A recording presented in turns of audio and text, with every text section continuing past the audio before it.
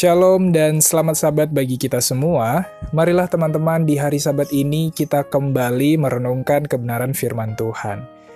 Renungan kita pada Sabat hari ini berjudul Tiket ke Surga. Siapakah yang ingin memiliki tiket menuju surga? Jika kita mau, mari kita ikuti renungan kita pada hari ini. Jika kita ingin pergi ke sebuah kota atau negara menggunakan pesawat terbang ataupun kereta api, maka biasanya petugas akan meminta kita menunjukkan tiket kita, bukan? Dan setelah petugas melihat tiket kita, maka barulah kita diperbolehkan untuk bisa masuk. Nah, bagaimana dengan tiket ke surga? Mari kita sama-sama baca dari kitab Wahyu untuk mengetahui tiket seperti apa yang harus kita miliki agar kita bisa memperoleh keselamatan dan masuk ke dalam kerajaan surga. Mari kita membacanya di dalam Wahyu pasal 7 ayat kedua, ayat ketiga, dan ayatnya yang ke-9. Di sana dicatatkan, "Dan aku melihat seorang malaikat lain muncul dari tempat matahari terbit. Ia membawa materai Allah yang hidup, dan ia berseru dengan suara nyaring kepada keempat malaikat yang ditugaskan untuk merusakkan bumi dan laut. Katanya, 'Janganlah merusakkan bumi atau laut atau pohon-pohon sebelum kami memeteraikan hamba-hamba Allah kami pada dahi mereka.' Kemudian daripada itu, aku melihat sesungguhnya suatu kumpulan besar orang banyak yang tidak dapat terhitung banyaknya, dari segala bangsa dan suku dan kaum dan bahasa, berdiri di hadapan tahta dan di hadapan Anak Domba, memakai jubah putih dan memegang daun-daun palem di tangan mereka."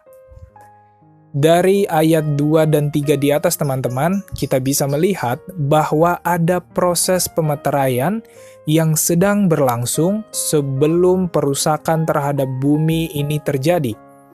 Dan mereka yang dimeteraikan ini, di ayatnya yang ke-9 adalah mereka yang berada di surga, yaitu yang berada di hadapan Anak Domba atau Yesus. Artinya apa teman-teman? Artinya hanya orang yang memiliki meterai Allah yang akan diselamatkan dan masuk ke dalam kerajaan surga. Mungkin kita bertanya, lantas siapa saja yang akan mengenakan meterai Allah ini?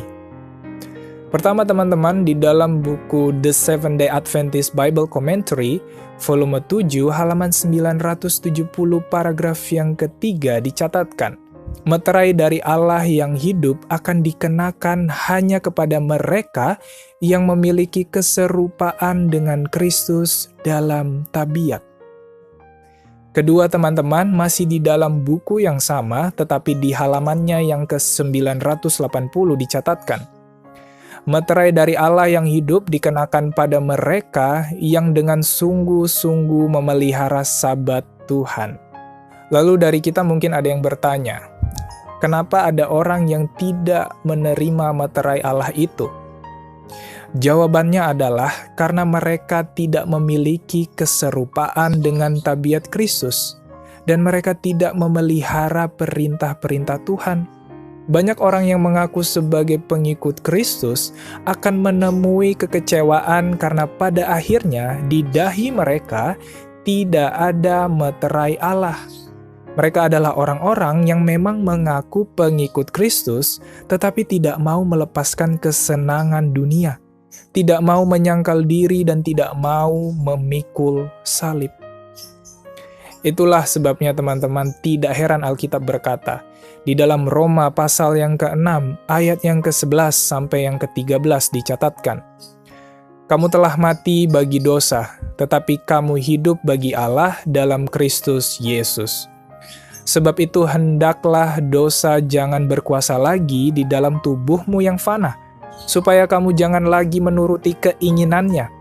Dan janganlah kamu menyerahkan anggota-anggota tubuhmu kepada dosa untuk dipakai sebagai senjata kelaliman, tetapi serahkanlah dirimu kepada Allah sebagai orang-orang yang dahulu mati, tetapi yang sekarang hidup. dan serahkanlah anggota-anggota tubuhmu kepada Allah untuk menjadi senjata-senjata kebenaran. Kiranya renungan kita pada Sabat hari ini boleh mengingatkan kita untuk selalu memegang tiket ke surga, yaitu dengan meminta pertolongan daripada Tuhan agar kita bisa memiliki tabiat yang serupa dengan Kristus dan senantiasa menuruti segala perintah Tuhan. Demikianlah renungan kita pada hari ini. Selamat Sabat dan Tuhan memberkati kita semua. Amin.